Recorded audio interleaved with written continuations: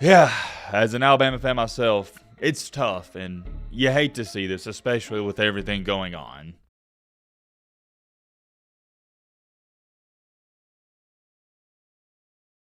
Ladies and gentlemen, in honor of one of the best coaches Alabama has had and the best coach we've had since Bear Bryant, I hereby now place this Meat Lovers Pizza from the Standard right here at the data stand where we will stand forever. Forever!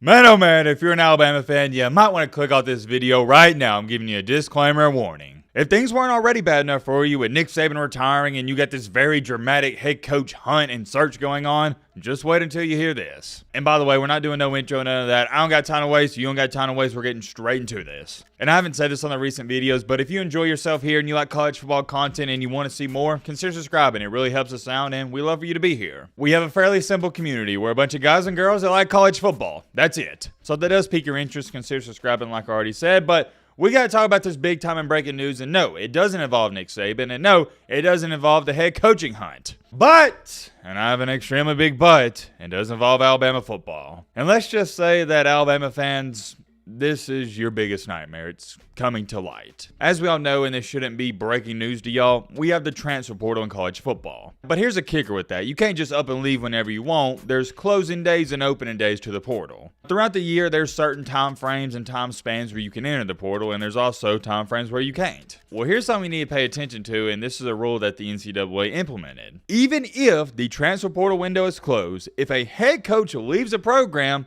they reopen it just for that said team for the next 30 days. In other terms, that means, for Alabama players, the transfer portal is reopened. But I know what some of you may be sitting there saying, well, okay, Matt, that's all fine and dandy, but I haven't heard any news or any reports that Alabama players are leaving just quite yet. And you're right, my friend. You're 100% right. You haven't heard any reports. But the reason for that is because Nick Saban and Greg Byrne told the players do not leave until we hire a new head coach. They may file the paperwork, but Greg Byrne has specifically asked the players do not enter that portal until it's official with the new head coach. As to how many Alabama players are going to leave, I have no idea. We'll cross that bridge when we get there. But here's what we do know. The breaking news just came out, and this probably wasn't supposed to get leaked out because, like I said, Greg Byrne asked the players not to do this, but you know, it's 2024. Stuff's going to get leaked out. Alabama's star wide receiver, Isaiah Bond, he has filed his paperwork to enter the portal.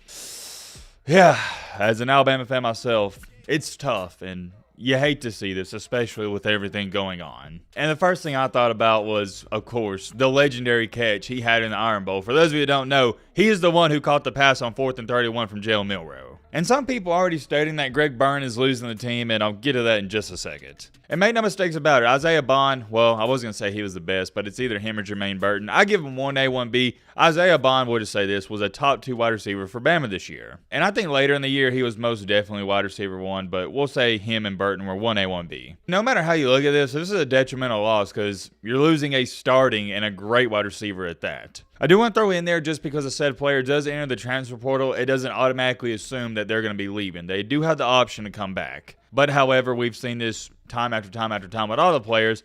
If a player does enter the portal, the chances of them coming back is about slim to none. It's like 1%, probably less than that actually. You enter the portal for a reason. You're not happy in the first place. And if you want to be optimistic, you can do that. Maybe this is just a situation where Isaiah Bond wants to see his options out elsewhere. Maybe that's all it is. But like I just said, history has proven to us when players enter the portal, and more importantly, starters enter the portal, they're not coming back. Let me know what y'all think about Isaiah Bond leaving down below. It's obviously caught me off guard. A bunch of things are catching me off guard with everything involving Alabama recently. Here's all I'm going to say about it for now. I'm not disappointed, but what's the word I'm looking for here? I guess I'll say saddened. I'm saddened that Isaiah Bond wouldn't at least wait until we got a new head coach and talk to him and have a meeting with him. Because the grass isn't greener on the other side. Just because you leave Alabama doesn't automatically mean you're going to be a guy who has 1,200 receiving yards next year and 12 touchdowns. On the contrary, though, if you stay at Alabama, you are promised a starting spot. You are a starter. I just wish the players, if they are going to leave, they would sit down with the head coach and try to hear him out and try to give him a chance. I'm not saying you gotta like the new head coach, but I just wish players would wait until doing this. At the same time though, I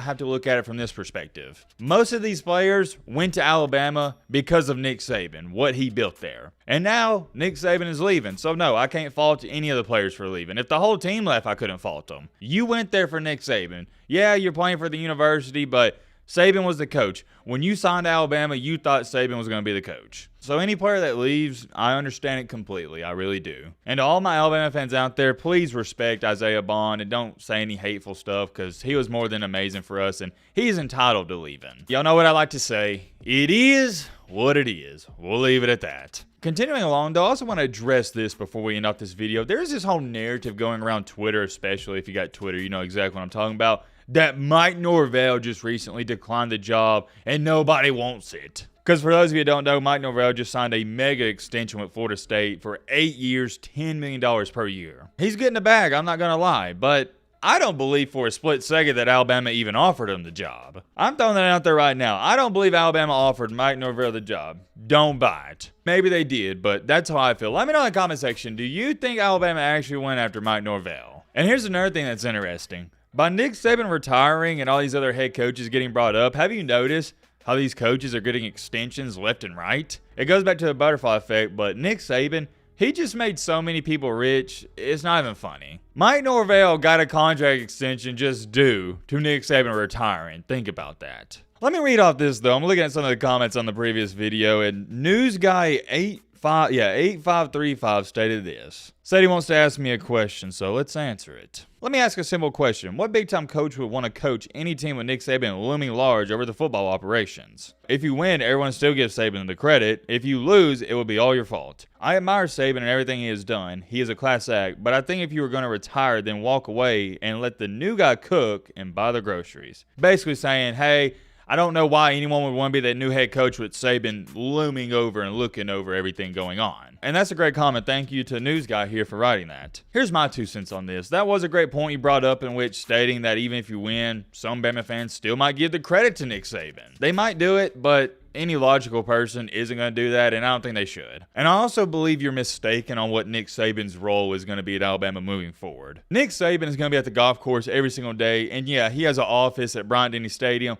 but he's only going to be there in emergency case and scenarios. He is not going to be actively coaching the players. He's not going to be actively talking to the head coach 24/7. It's not like he's your manager or your general manager and he's going to be foreseeing every single thing you do. No. Saban is simply there to help. That's all it is. He's there to be a friend. He's not there to be the boss or the head honcho, the CEO. No. He's just going to be there to help out. And Saban's the type of guy, he's not going to just randomly give out unsolicited advice. And I touched on this earlier today. I think it's a great job because like you just said, yeah, everyone's still going to be talking about, oh, even if the next head coach goes 10-2, 11-1, they're going to bring up, oh, well, he's not Nick Saban, man. Saban's the GOAT. So for that reason alone, people are stating the Alabama job is a bad job and it's a terrible job just due to that. Why would anyone want to take over a job where you're always going to be Nick Saban's shadow? That's awful. Well, to me, as a winner and as a person who welcomes in adversity and obstacles, and I love pressure because every time there's pressure, it's just a chance for me to arise to the occasion, I would love that. Say it with me now. Pressure is a privilege in anything and everything in this life. If there's pressure on you, that means number one, it's important to you, and number two, people are counting on you. That's a good place to be in. If there's not pressure on you, that means there's no expectations of you. Think about it. If you're a competitor, if you're a winner, you don't look at the Alabama job as a negative, as a terrible job. No. You look at it from this standpoint. The expectations are high, and the fan base and the program and everybody involved with the university, they're going to hold me to the highest of high standards. You look at it as an opportunity to go in there and try to replicate the same success that Nick Saban's did there. Nobody is expecting you to be what Nick Saban was. No. The only thing people are expecting out of you is greatness, period, the end. And for me, I can't speak for y'all, but for me, that is a position I'd want to be in. I want people expecting greatness out of me. That's where I want to be. Don't get me wrong, it's still a very hard job to take over, but that's what life's about, doing what's hard. This isn't just football talk, this is real life talk. If you want an easy life, do what's hard. If you want a hard life, do what's easy. The choice is yours. Let me know your thoughts down below. But Romany!